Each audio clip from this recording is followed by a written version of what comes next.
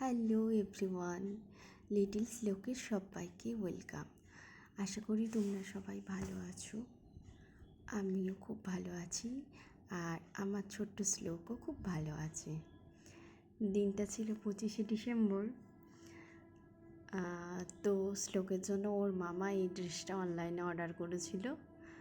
এই ড্রেসটা নিয়ে ও খুব খুশি হয়েছে। এই ড্রেসটা পরে দেখো, খুশি যে কতটা হয়েছে সেটা ওকে দেখেই বোঝা যায়। তো শুধু এই ড্রেসই নয়, শ্লোককে দেখেছি ও নতুন ড্রেস সম্পর্কে খুব ভালো বোঝে। নতুন ড্রেস পেলে ও সেটা ধরে, বুঝতে পারে, এমনকি নিজের ড্রেসও খুব ভালো বুঝতে পারে।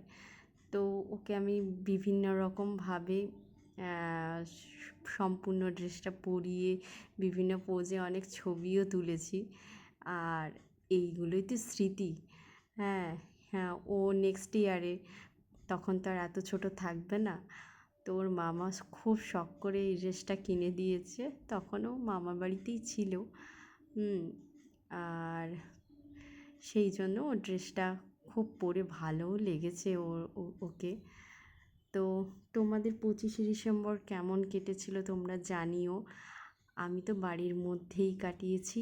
এত ছোট বেবিকে নিয়ে আমি কোথাও যেতে পারিনি।